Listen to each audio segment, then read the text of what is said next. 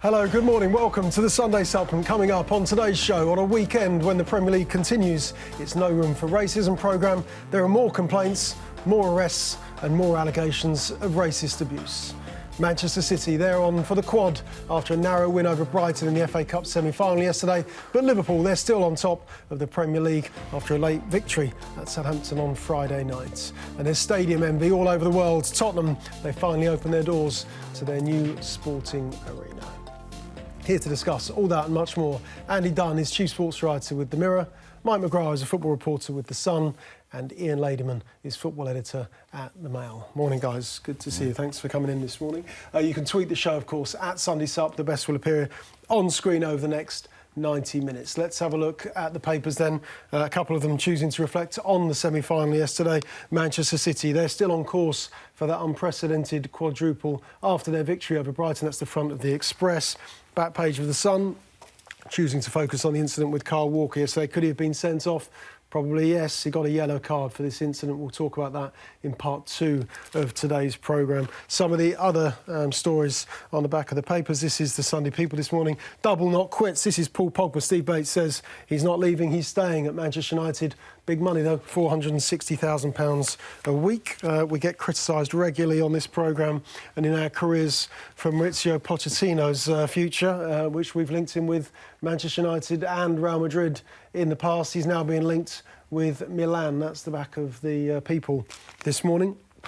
And talked about stadium envy. Sam Wallace's column this morning talks about it in the Telegraph. Madrid build the top teams, but Spurs show them how it should be done when it comes to building football stadiums. A revamp required at the Bernabeu, a rebuild required at Old Trafford, according to Danny Taylor in his column this morning. Rivals' grand designs put the Glazers' neglect of Old Trafford in the spotlight. We'll talk about Tottenham and their new stadium in part 3 and what it means to them. I must read into you, I think, this morning in the Mail on Sunday.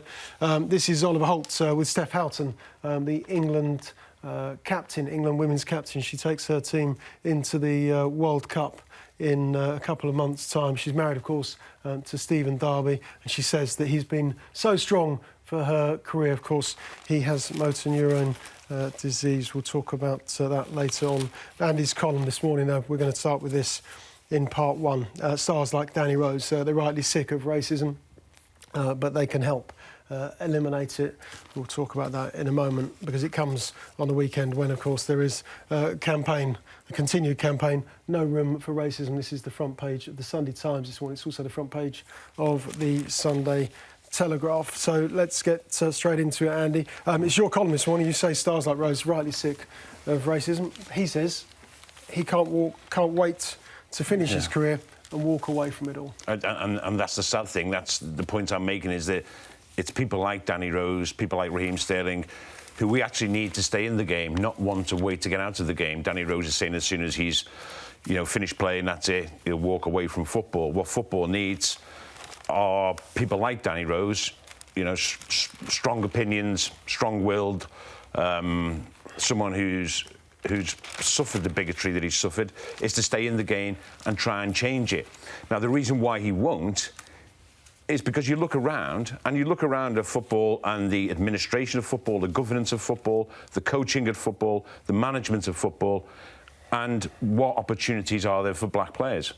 And there seems to be very few. Just have a look. Again, I've said in the column today, at one point, one role has been filled now, the FA chief executive role, but all the top roles in football administration essentially up for grabs. Sean Harvey's leaving the EFL. Gordon Taylor, it's a long goodbye to the PFA. Obviously, Martin Glenn's gone and has been succeeded by Mike Bullingham. And still no successor for Richard Scudamore. Now, how many of those positions of power are going to be filled by ex-black players? Probably, this maybe, I would hope in the Union's case, the successor to Gordon Taylor, that might be. But there's no representation. Well, there's not enough representation if you think of how our game is enriched by, the huge amount of talent of black players, and yet within it's a game essentially predominantly run by white men. It's as simple as that. And I just don't think they've got enough voice, enough powerful voice at in the people who make the decisions, who decide what punishments are out, we all agree, I think, that the punishments are too lenient. That, for example, referees. We're not seeing enough black referees. Would they react differently if they heard racist abuse from the terraces? Would they take the teams off? I think they probably would, because when it comes, one of the discussions this week is should players walk off, and that's a big thing. I think there's a growing feeling that yes, they should walk off if they hear this abuse, and I think it's a little bit more, forgive the word, nuanced than that. But should it be down to the referee to take those players off rather than just give a warning over the tannoy, give a warning over the tannoy? I think it's like 3 warnings or something like that. Then it should be. Would a black referee take the players off? More likely so. I think he probably would. And then again, managers, look at the coaches. The imbalance in coaching between black coaches is just astonishing, really. And I think they're not the immediate things that need to be dealt with, as in the punishments we need to think of. Should it be dock points, the bans, etc., etc. But going down to the root of it, the imbalance between those who run football and those who play football is just very, very stark. And what I'm trying to point out is that people like Danny Rose, if they stayed in the game, had positions of influence and power within the game after their playing careers, then we will go further down the road of tackling a problem that clearly hasn't gone away. Can, should or how the clubs take more responsibility, more action? I mean, there is the Rooney Rule, which clubs are enforcing on themselves. It's not by law, but they want to have this system where a BAME coach will be interviewed for a position.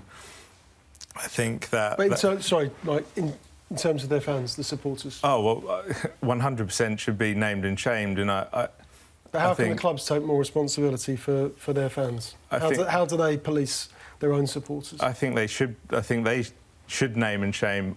I think Brentford came out straight away and said that they're with a statement about yesterday's incident with a Derby player, Dwayne Holmes, getting racially abused.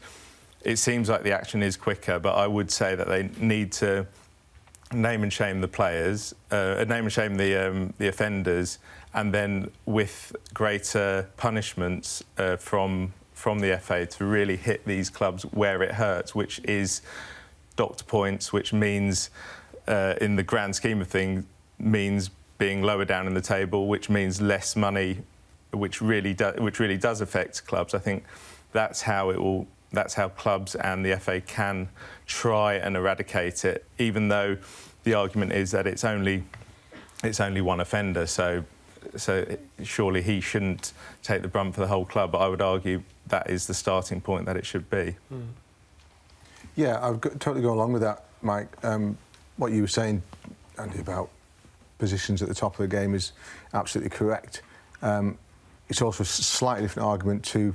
It's a different part of the argument. That's what it's a different part of the argument. What worries me at the moment is that there doesn't seem to be any decrease at all in what players are hearing from the terraces, from the stands, what they're hearing on getting on social media.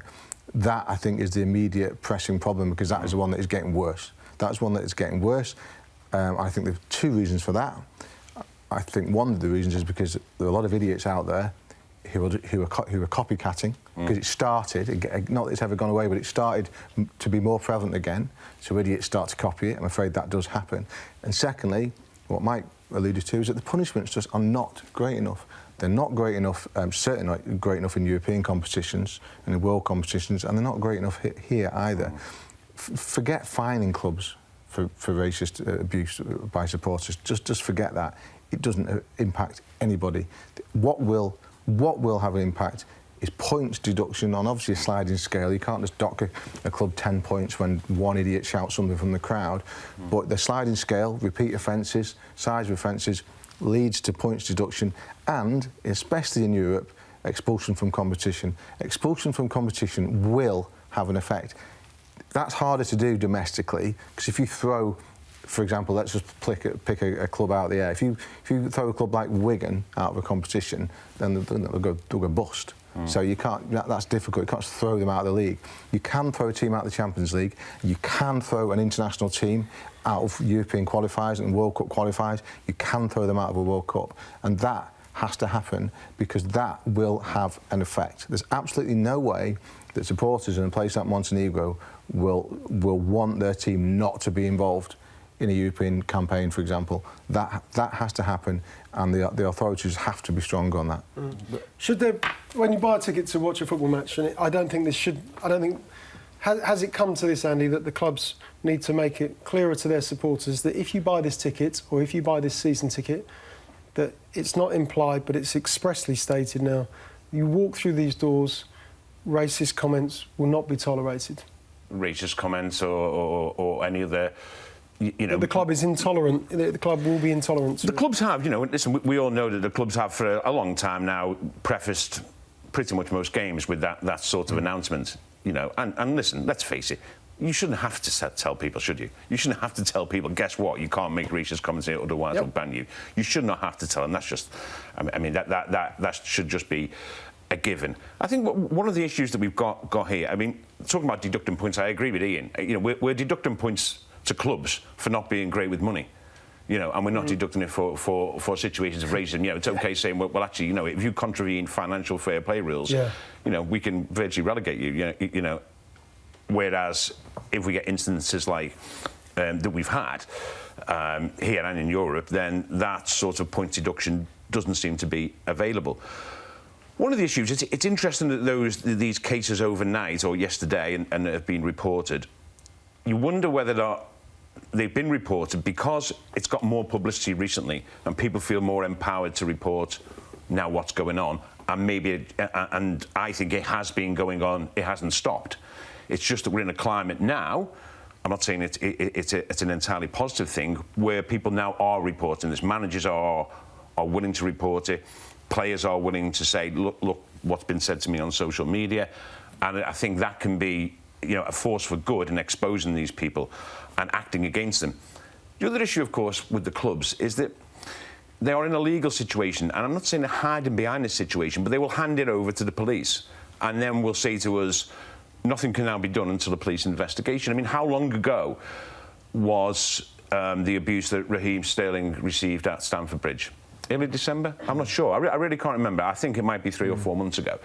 Now, Chelsea, you know, are quite rightly say that they can't do anything until the results of the Metropolitan Police's investigations are complete.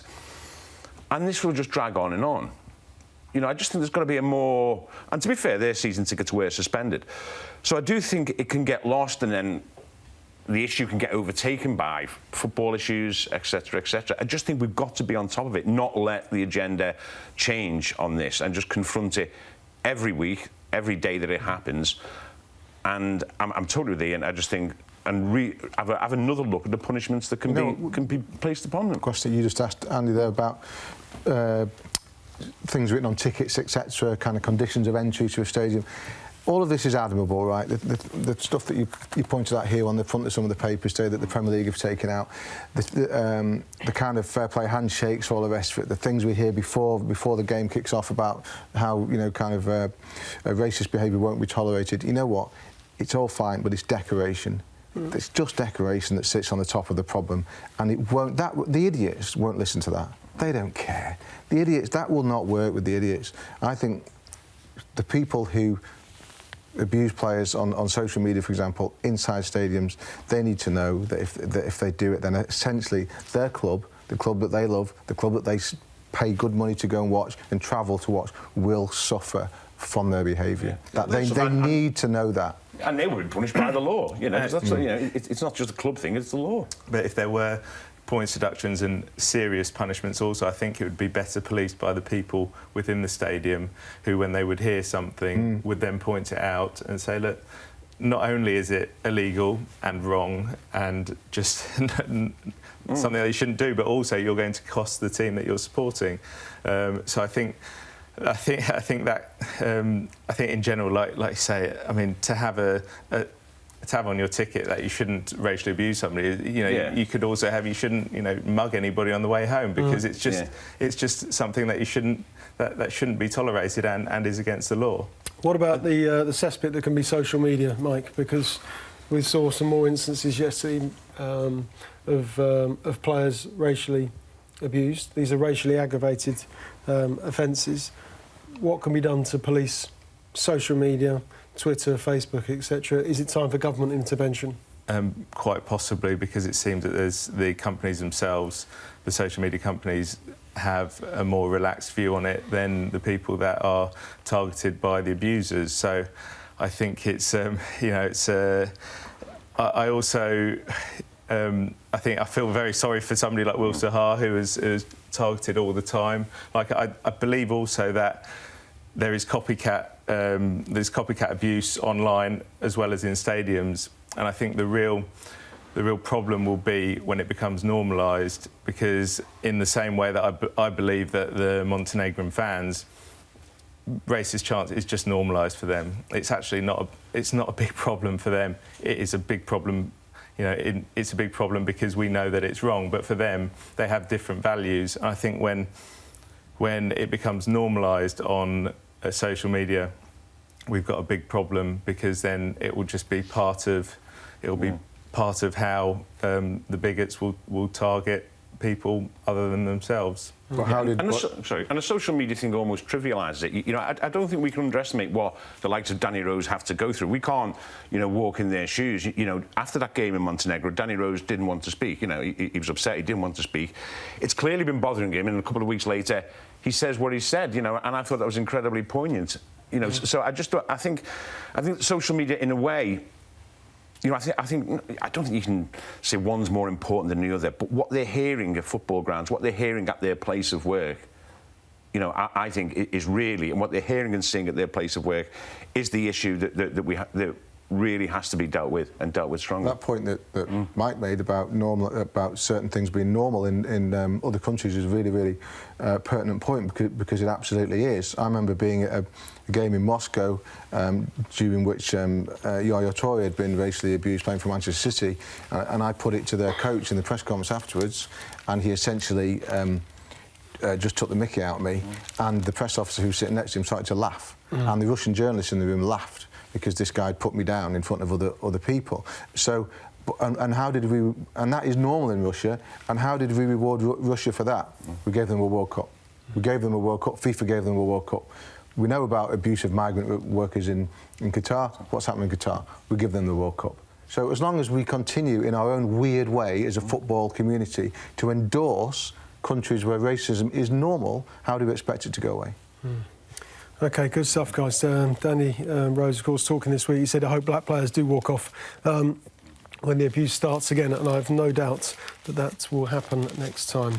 OK, next up, we're going to talk about yesterday's FA Cup semi-final at Wembley. Manchester City, they beat Brighton. They're through to the final. More on them next.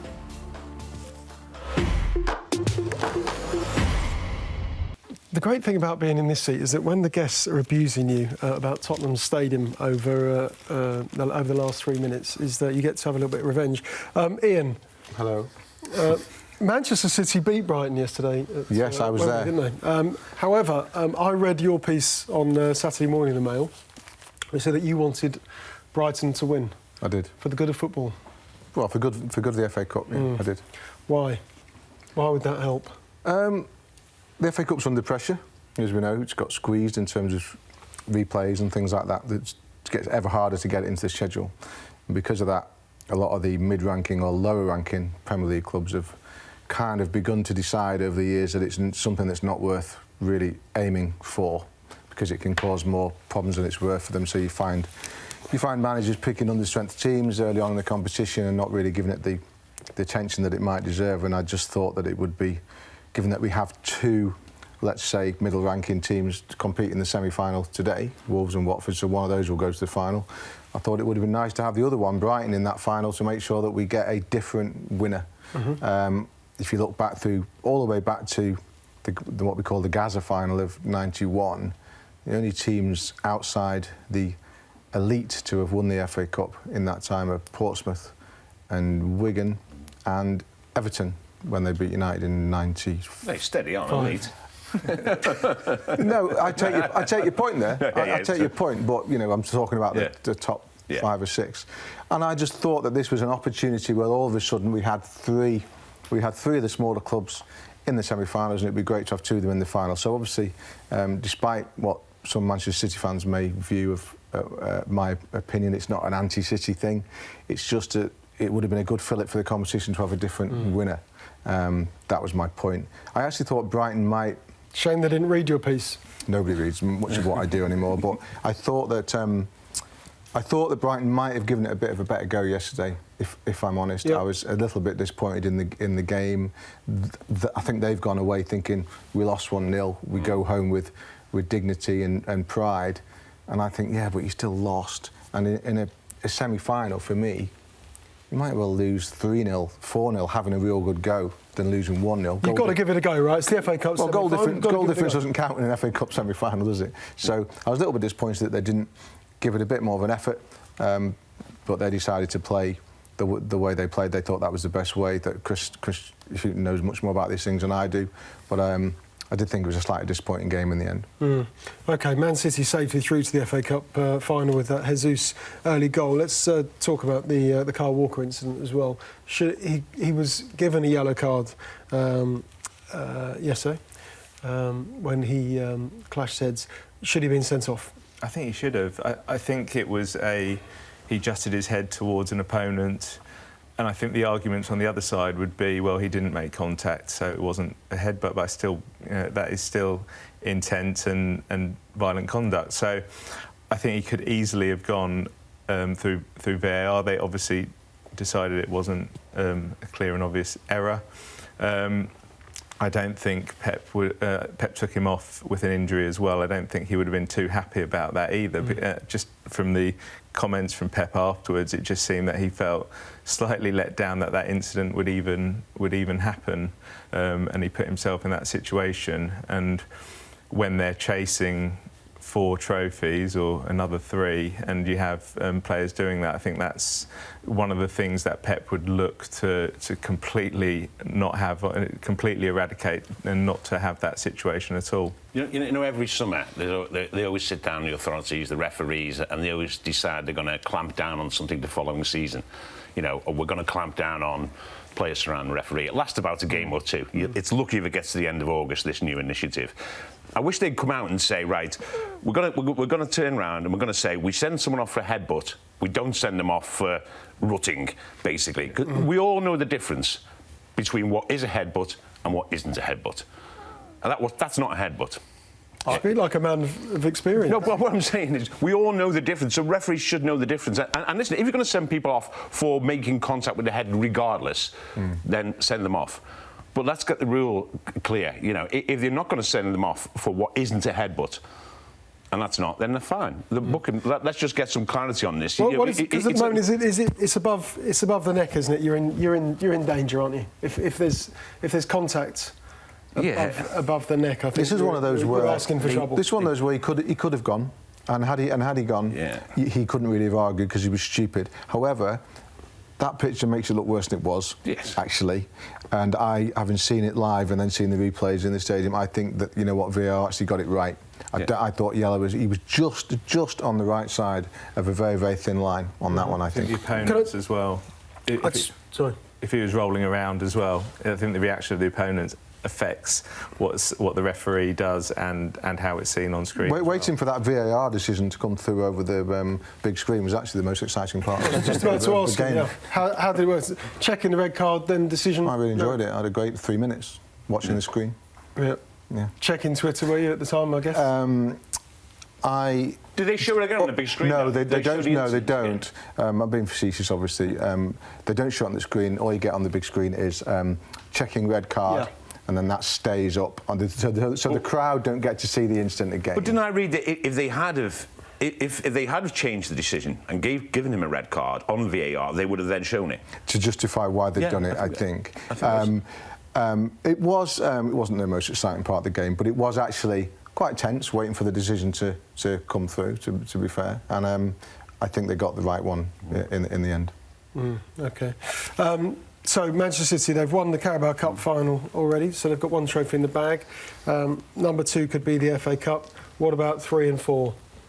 Champions League on Tuesday night, first leg, the quarter-final at Tottenham's marvellous, shiny... Have they got a new stadium? They have got a new... Have you been to it? We'll talk about that in a minute. They play there at the new Tottenham Hotspur Stadium on Tuesday night in the Champions League. Of course, they are neck and neck with Liverpool in the Premier League as well. Have they got? They've got the means to do it. Are they going to do it? The quadruple. I think they'll win the league. I've said that consistently from back in September, I think. Although I think in September I said they'd win it by 10 points. Clearly not going to do that. I think they'll win the league. I think they're the best team. I think they've got the deepest squad, which is probably more important. I don't think they'll win the quadruple. I think there will be a hiccup in the Champions League somewhere along the way. I think when you look at 20 years ago, 1999, the stars really have to align for something like the treble for United. You need Dennis Bergkamp to miss penalties, you need last-minute Nou Camp glory, and I think it can happen if everything goes right for City. I do think that they are one injury, a goalkeeping injury away from being in big trouble. I know Bravo's just back, but I think Pep should have got a reserve keeper just in case, just belt and braces. And the only weakness you can really see is left back with the injuries and the fact that Mendy's just coming back.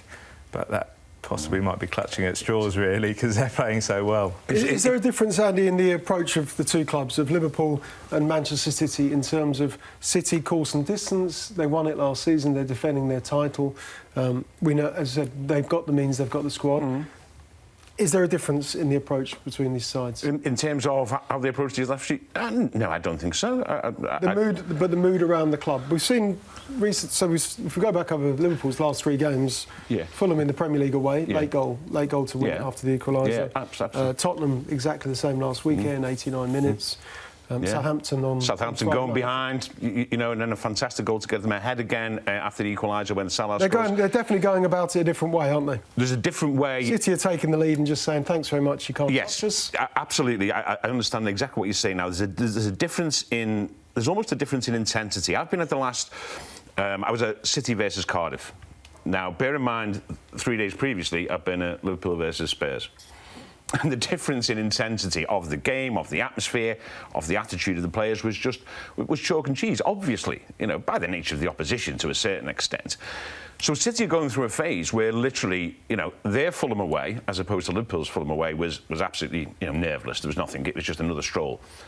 The Cardiff game was essentially not really a game, you know, and that was with him giving Foden a Premier League start, playing Sané from the start, leaving both Silvers, Sterling and Gundogan on the bench, and even then they just strolled it. You know, 84% of possession in the first 20 minutes. And these are games, and then you wonder what's going to happen when a proper game comes along for Manchester City, like it's about to.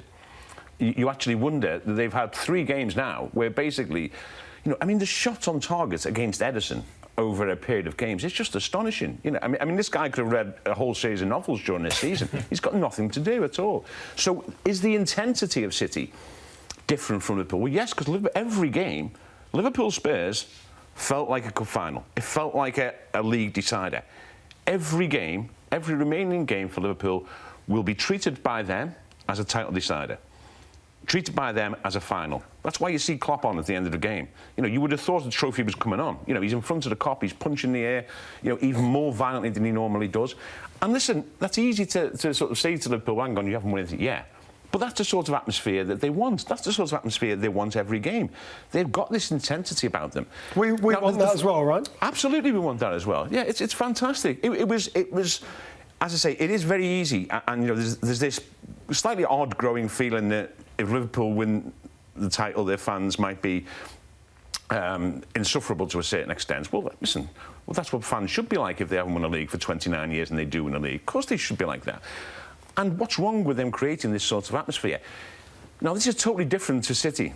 And you go to City, they're expected to win the games. You know, there'll be a couple of games now coming up. Obviously, clearly, when they go to Old Trafford, it won't be like that. Clearly, when Tottenham come along, it won't be like that.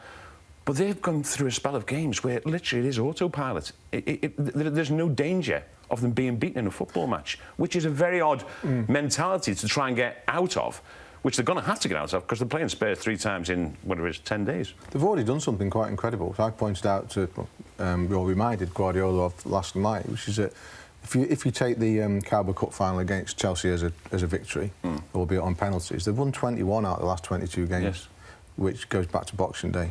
That's an extraordinary thing to do already. But because it's City, Nobody's really mentioning it. Both these teams both City and Liverpool have already got more points than Man United had when they won the treble. Yeah. United won the treble with 79 points. Yeah. And that's not to say these two are better teams. That was just maybe a more competitive league back then. But they've already done something incredible. If Liverpool finished the season with 90 points, say, and finished second, just got to hold your hands up and say, incredible effort by the team who've got ahead of them. I do think this calmness that you're talking about, Andy, this sense of everything being a bit routine for City is a real bonus for them because they've done it before. They did it last season. Guardiola's a serial winner. I really think that sense of, Klopp clearly thinks, understandably, that he needs to push this team and this club forward every week to keep going. I get that. The fact that City don't feel the need to do that when it really comes down to the final furlong, I really think that's a huge advantage for them. Yeah. They just look like a team and a club who are totally in control of their destiny. I'd say that that routine way that they're playing as well possibly reflected the fact that there were empty seats at Wembley yesterday. I mean, they're going to play 60-odd games if they do the quadruple, and it's going to involve another trip to Wembley now. I think I would defend City fans because it is difficult to get to. It is difficult to get to London, and you're probably going to have to stay, and it's an expensive ticket. And the likelihood is that they will. Well, the likelihood was that they were going to go back, which they are, and they're going to have to go to Tottenham Stadium, which is probably the bigger draw out of the two games, and that's why I would agree that recently that I was at the Cardiff game as well. It was a stroll really, and it was a matter of getting Phil Foden on the pitch, and I think also De Bruyne a few more minutes as well. I think they were and staying clear of injury. That they were the main aims. What's the solution here? Because we can't go. English football will not accept sort of Spain-style football of we have to accept 20% possession when a team plays Manchester City, or the majority of the league plays Manchester City, they get 20% of the ball. I don't think English football will stand for that. No, I think the way to... You can't do what Eddie Howe did when Bournemouth played them and didn't have a shot on goal. I don't think that was intentional, but you cannot... I think the way to do it is to have the ball. You have to. I asked one manager, "How do you beat City?" He said, "You got to get the ball off them first," and that's always helpful. Yeah. Who was that manager? He's going places. There was that great stat, and whoever put out on Twitter, they must forgive me because I can't remember who it was. This isn't my stat, but it was of the bottom three clubs who've played 31 games against the Big Six or whatever. They've lost all 31, and it's incredible. So whatever they're doing is not working. So I saw that tweet. When you look, I'm trying to think of it. We actually do need to give them credit. We do. Is it Simon Stone? No, Richard Jolly. Anyway, we think it was Richard Jolly. We're going to confirm it. We don't do speculation. No, of course. We're linking him with a tweet that he might have. It's a matter of record. But credit where it's due for that. And so it's not working. Actually, when you say English football won't accept it, I'm sorry, but I would suggest that English football has accepted it. English football has accepted it. Well, I'm not. Well, and English football will... The campaign starts here. English football will tolerate it as long as there's a title race of merit at the top, which, of course, at the moment there is. English football will not tolerate it if City become so much better than everybody else that they win the league by 15 points every year. Then we have to be thankful for Liverpool. Yeah. Because in any other season, the normal season, City have now already got 2 trophies and they're going for the quadruple, just the FA Cup and the Champions League left. Just before you move on, I should tell you who could beat them. Wolves could beat them. If Wolves were to win today, Wolves could beat them in the final, because Wolves will try. They've got match winners in the team. Wolves could beat them in the FA Cup final were they to get past Watford. Yeah, beat Man United twice as well, didn't they, as well? Why I want Wolves to win the FA Cup. Yeah. Now write it out. We'll talk about that in part 4 after 15 minutes of stadium chat. How do you sustain 15 minutes? How do you sustain 15 minutes about a new stadium? We'll tell you. It's coming next.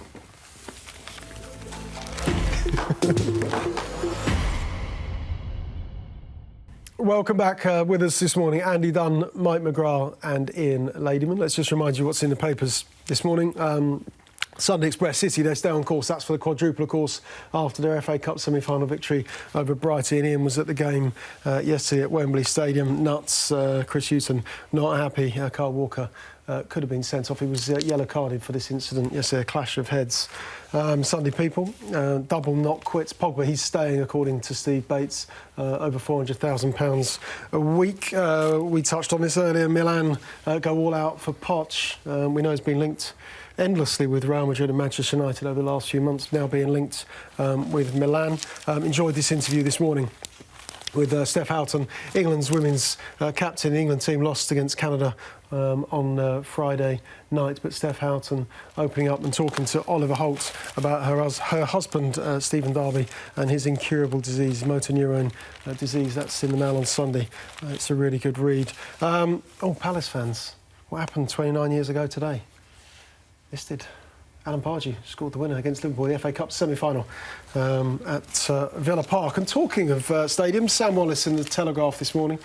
Madrid build the top teams, but Spurs show how it should be done. And staying on that theme, Daniel Taylor this morning, the rivals' grand designs put the Glazers' neglect of Old Trafford in the spotlight. I have to say that was my first thought when I walked into Tottenham's new stadium in the week to watch them beat Crystal Palace. Ian, what will this mean for Tottenham? New stadium. Mauricio Pochettino talked about the attitude, what this means. They have to start thinking like a big club. Now they've got their big stadium. Will they start thinking like a big club and acting like one? I'm really pleased that they're in at last, because they've waited a long time, and Tottenham supporters deserve to be in and enjoying it after all the inconvenience they've been put through by the delays. I'm told it's magnificent. I'm sure it is. I'm sure it'll be a great place to watch and play football. What's really important for Tottenham is that it needs to work for them really quickly. And when I say work for them, I mean it needs to start making them money very, very quickly, because the only way that Tottenham can think and behave like a really big club is to start to pay the wages to players, all the players, not just a couple, all the players that a really big club can pay.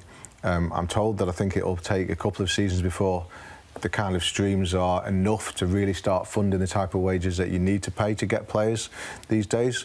But I'm sure Pochettino will keep Tottenham moving along in his own brilliant way, as he has done for the last 2-3 seasons, until that money is there for him. And that is really what the stadium is all about. It is about money. It's about moving Tottenham to that new level in terms of what they can attract, the type of player they can attract. It's fine that they've got these huge catering facilities, and they've got apparently an amazing thing that fills up your pint pot just by putting the plastic glass there. That's all great. Great facilities for spectators are important these days. That's what Danny's alluding to in his piece. But what's more important is that it funds the development and continued improvement of that team. Because if they want to win the Premier League, that's what needs to happen. They need to start spending more on transfer fees and wages. Profits of £112 million they released this week as well. I think it was the day after the game, wasn't it? So more good news for them. There is money. There is plenty of money coming into that club. Of course, they haven't spent anything in the last 2 transfer windows. Yeah, I've sat on this table before and said that in the last couple of summers there has been a little bit more money available to Pochettino than he sometimes would maybe like everybody to think. He's quite... If to say he's choosy in the transfer market is a huge understatement. So there has been a bit of money for him to spend. He hasn't spent it. But in the next 2-3 years, then I presume if he's still there, he'll be able to start operating at a totally different level in terms of recruitment, and that is what he needs to do. It was brilliant. What wasn't asked is they spent no money on transfers, yet spent £11 million on agents' fees. Yeah. I mean, only Spurs to a certain extent could do that. Totally agree with what Ian says. I mean, it's a long-term thing. Don't forget they compete with some very, very, very big clubs, and so you need those extra revenue streams to think like a big club, like Pochettino was alluding to, and they are thinking like a big club now. It won't be easy because, as I say, we're in a time now where competition, not just across Europe, but within the Premier League itself, within the Big Six, is extremely, extremely tough. But in terms of the stadium itself, we all know that what makes a great stadium are the people inside it. I mean, that's just a given. Anfield's a great stadium.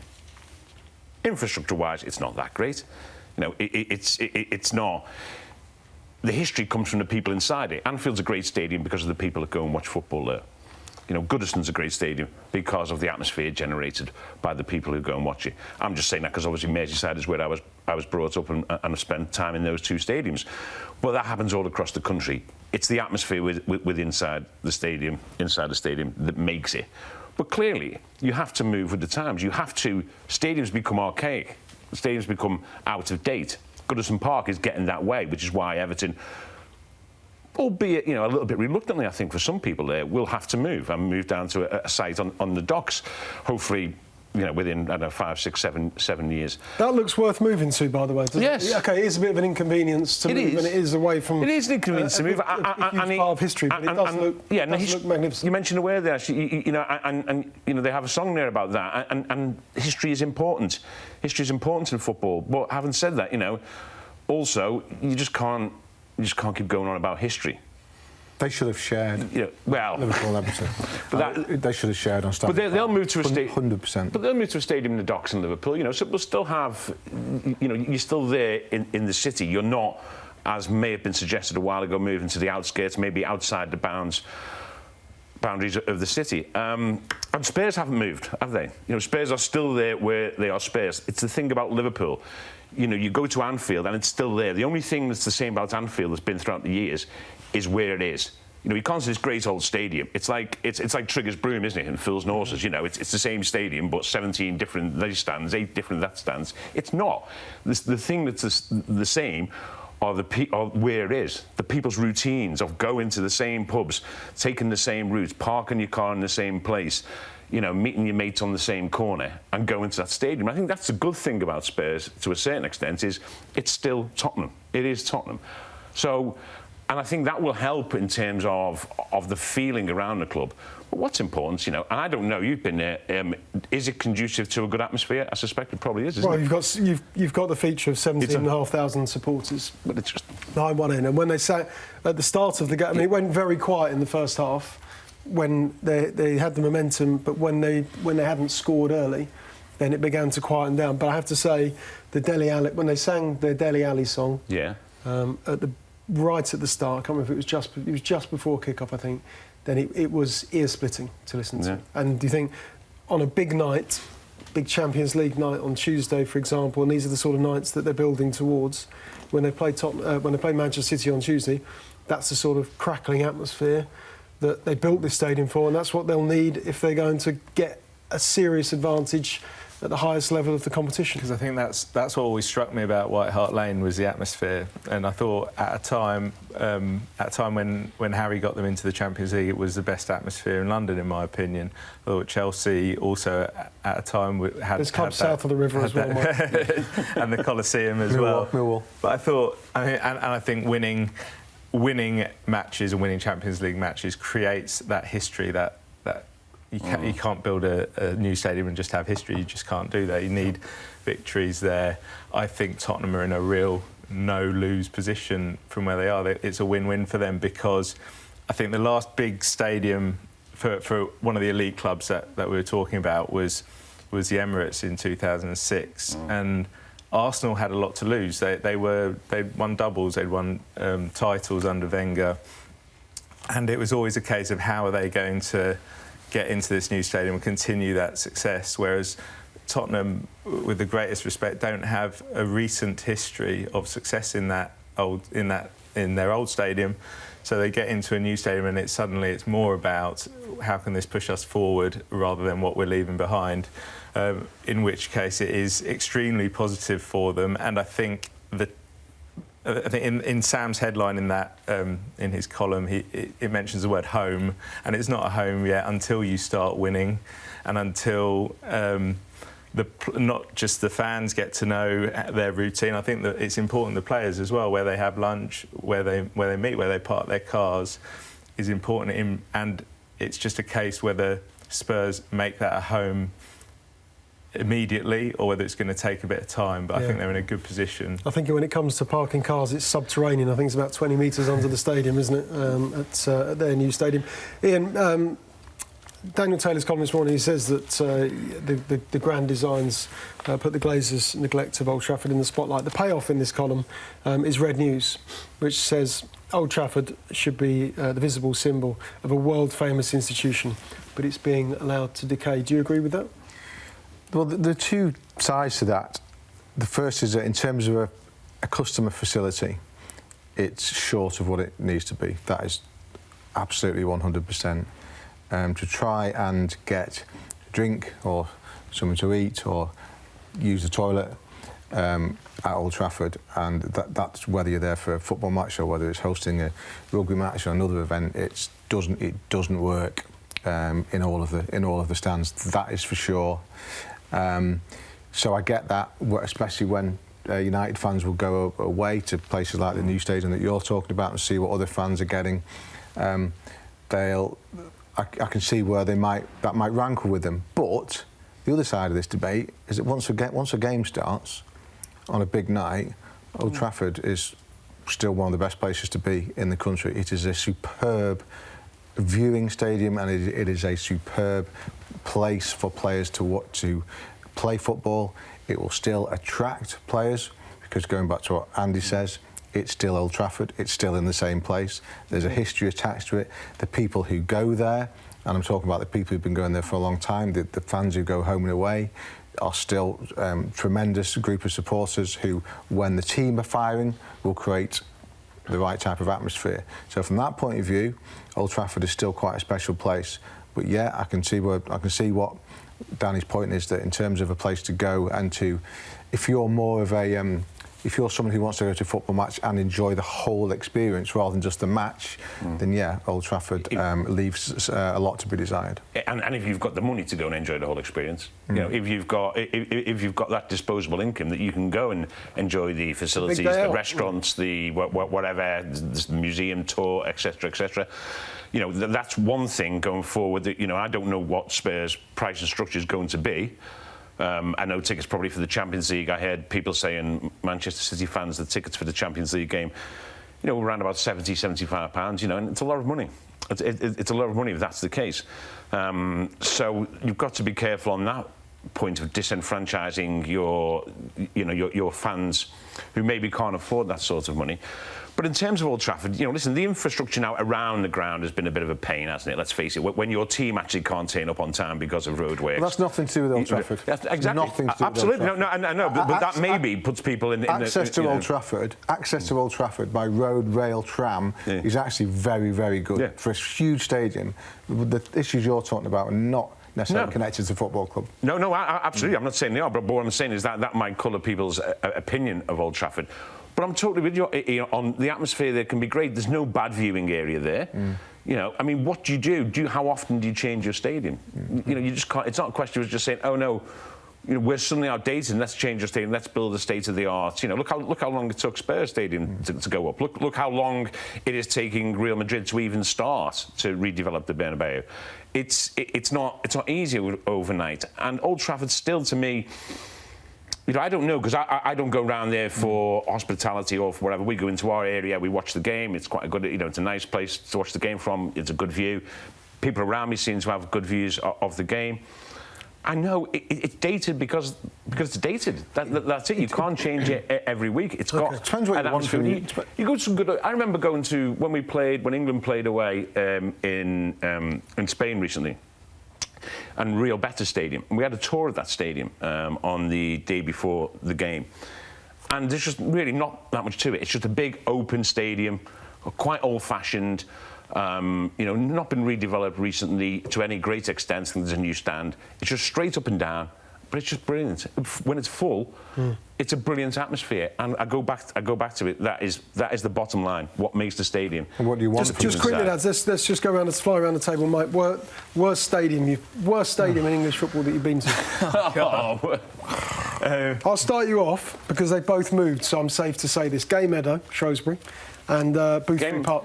Gay Meadow was great, though, wasn't it? Gay Meadow. There used to be a guy in the river, remember, collecting the balls in the coracle. Yeah. Oh, in that case. I like Gay Meadow. I think a few of us were at Accrington early in the season for an FA Cup tie, and it was full of charisma, but it was a bit short on facilities. Frank Lampard made sure his players got changed in there, unlike Palace when they went there, who got changed down the road at the hotel.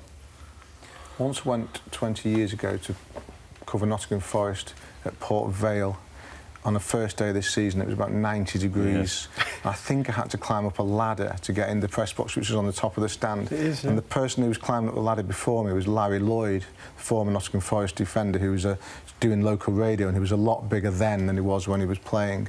And the view that I had as I climbed up this ladder was Larry's backside. So I've never quite got that basis, image. Worst stadium. Larry, Andy? if you're watching, I hope you're well, mate.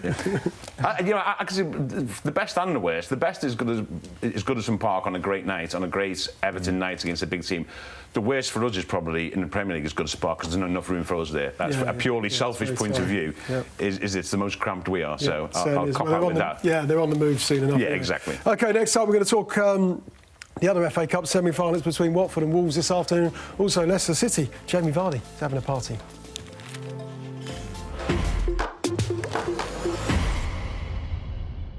Welcome back. You're watching Sunday Supplement. As ever, follows us, Goals on Sunday. Let's find out what Ben and Cammy are up to. Ben.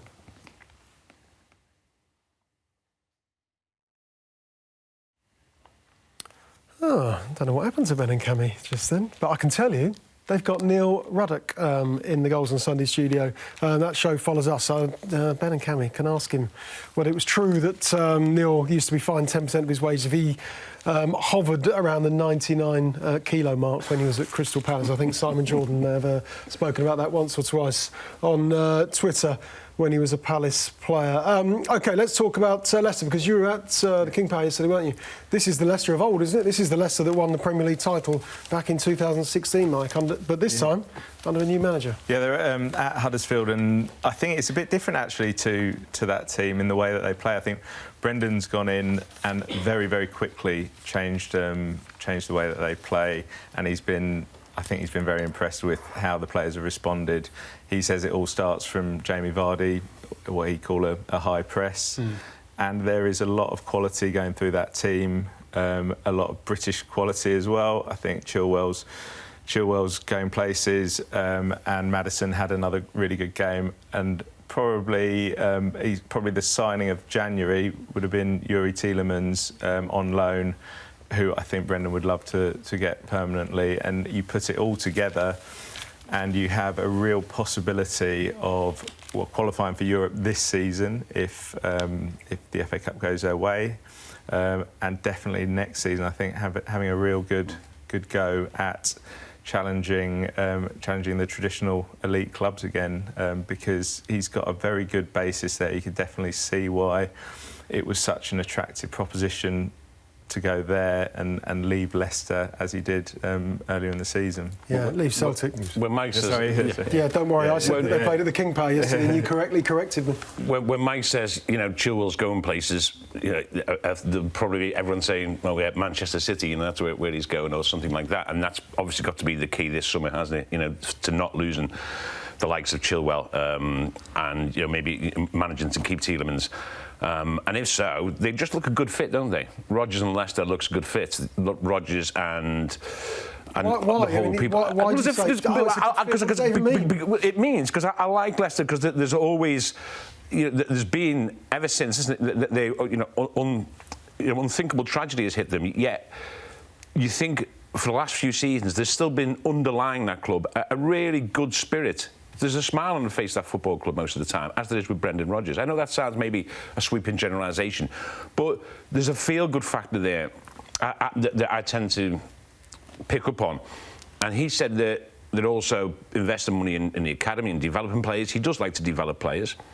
And I just think that they just look at the moment as though they're a good fit. I know you might not like that phrase, but they just look as though it's the sort of club at the moment that he would be capable of progressing. There's a feel-good factor about that dressing room as long as the dressing room decides that they like the manager. Well, yes. I think at Leicester seems to be more important than it is at maybe some other clubs, and was certainly, I think, influential in getting rid of the last two managers. And I think that Brendan has managed very quickly to make sure that the powerful voices in that dressing room, and Vardy being one and Schmeichel being another and Morgan being another, he's got them on side very, very quickly. Vardy is clearly playing very well again. I still, on a slight aside, don't understand why Vardy decided he didn't want to play for England anymore, because when he's when he's playing well, I still think he could play international But he football. wasn't playing, was he? Because he spent 6 weeks in Russia, not playing a great deal.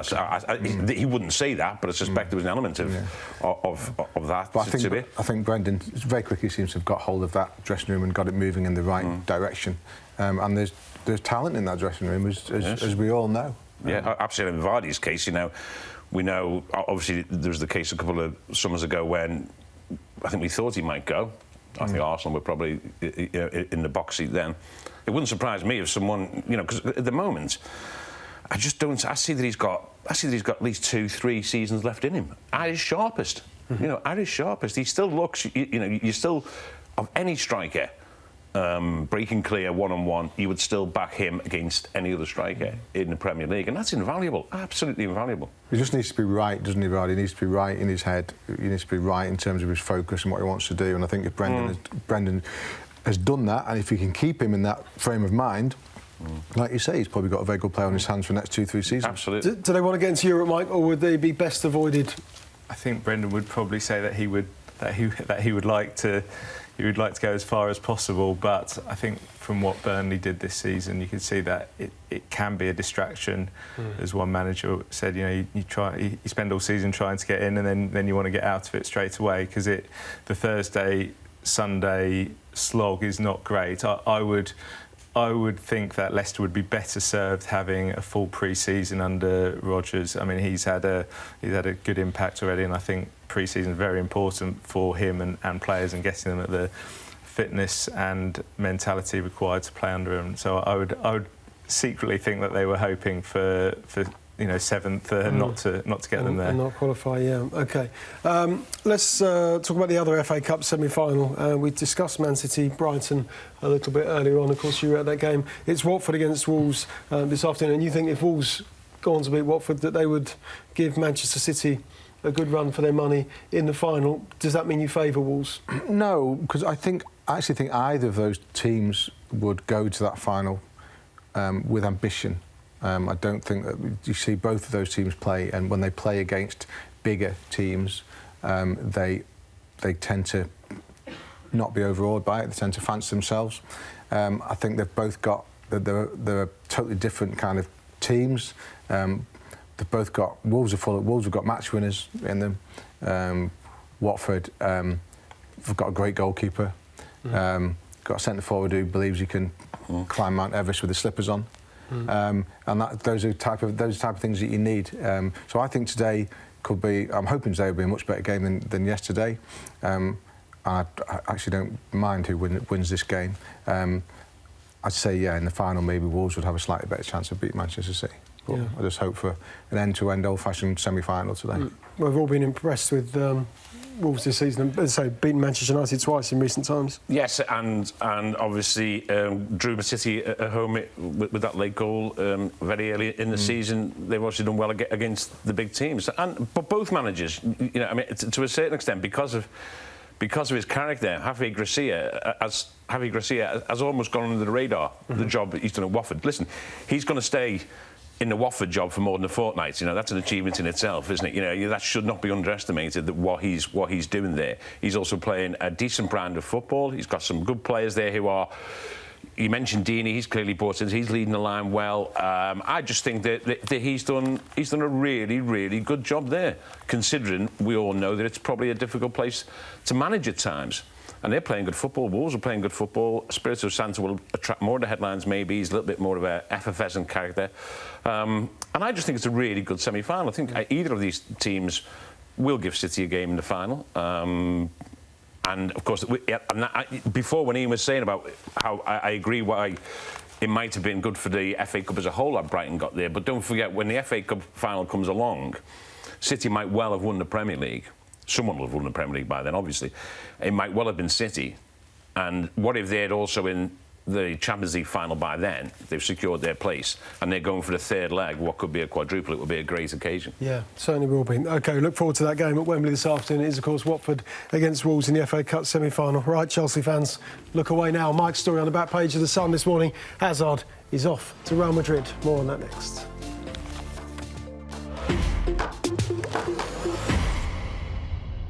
Some of the conversations we have, it's prompted by Neil Ruddock, and I don't know how we got onto heavyweight boxers in the break. And how heavy you have to be to be a heavyweight. You surprised me because you were about right. About 190 kilos, yes. How many? 90 kilos. 90 kilos, yeah, absolutely spot on. Anyone over 90 kilos considered to be a heavyweight. Yeah. OK, let's talk Mike's story.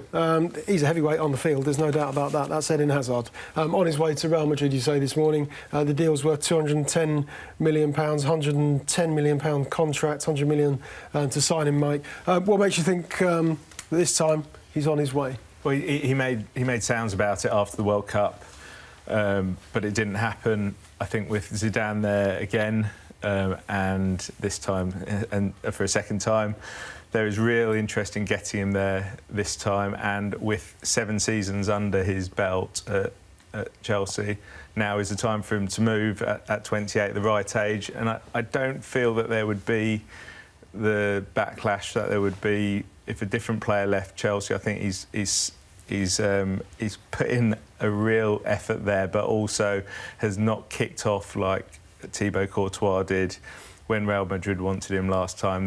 He turned up to training. He form goes up and down, but I don't think anybody could ever accuse him of a lack of effort. But this time, I would expect that Zidane will get his man.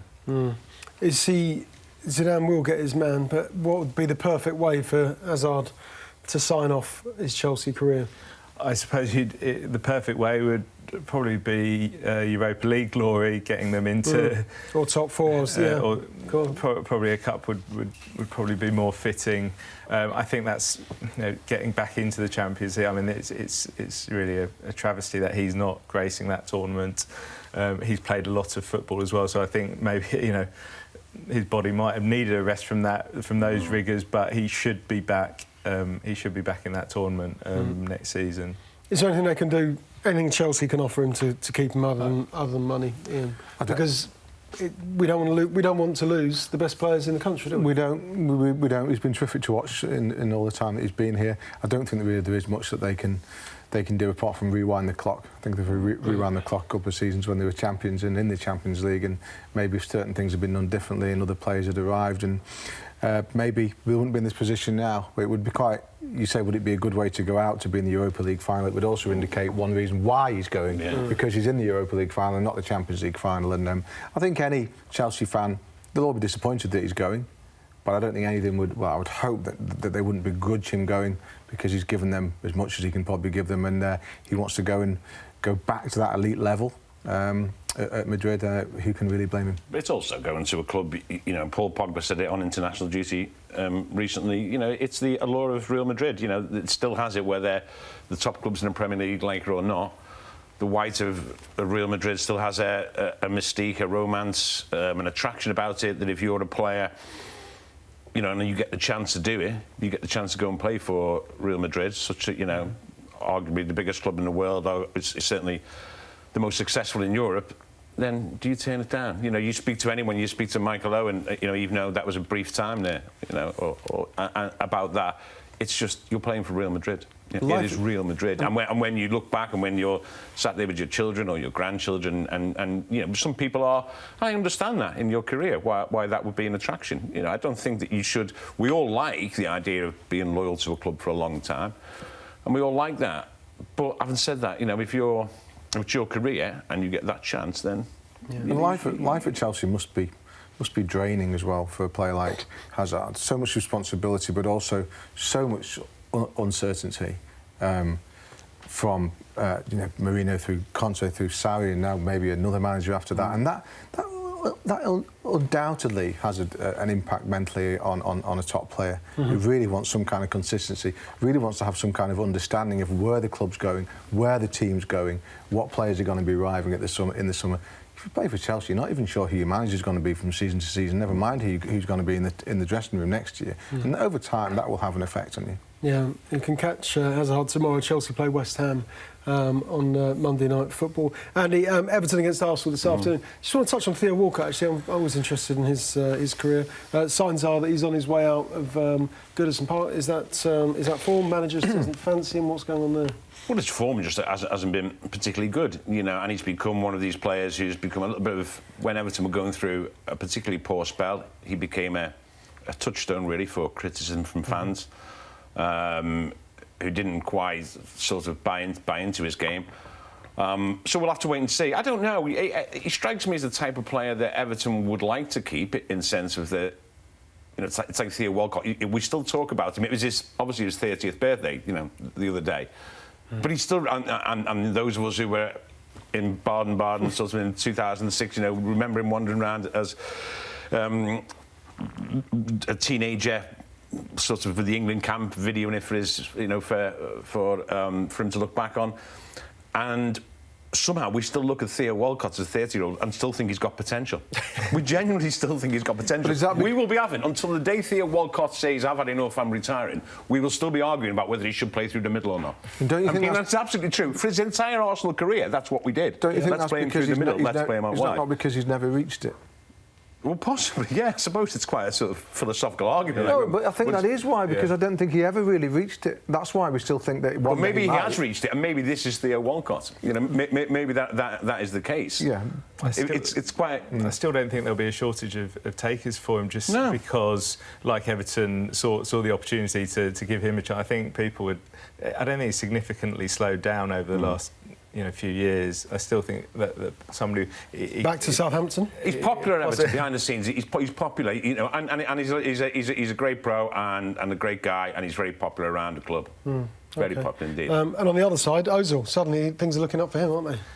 Yeah, it's been a season where you've just seen the absolute best of him. I think it was against Leicester, where it was just one of those great Premier League individual performances, and you see other... and then obviously he's not fancied on away games, but I think there's a situation there where he'll be extremely difficult to get out of the club, simply because of the wages that he's on. It's difficult to shift players that are on that level of wage to find somebody to take that over. So I think, unless you're going to cut your losses, you're stuck with him. And Emery, Unai Emery has got to get the best out of him. He's got to be a coach and get the best out of the best player at Arsenal by some distance.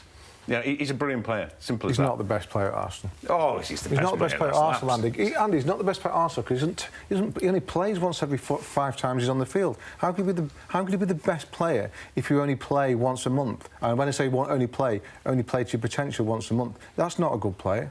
It's a talented player, not a good player. Why'd you start bickering right at the end of the programme? It doesn't work. It's the old Mesut debate. We need somebody to talk about the train on the way home. We've got to leave it there, unfortunately. Thanks very much to the guys for their company this morning. Andy, Mike and Ian. OK, lots of football coming your way. First up, it's Motherwell against Rangers from midday. Everton against Arsenal is from 1:30. And Chelsea against West Ham. That's tomorrow night from 7 o'clock, Monday Night Football. OK, download the Sky Sports app. You can watch the in-game goals and the highlights all on your mobile phone. Ben and Cammy are next with Goals on Sunday. They'll have some company very shortly in the studio, the company of Neil Ruddock, former Liverpool defender, former Millwall, former Crystal Palace defender and England as well. He'll be in next Goals on Sunday.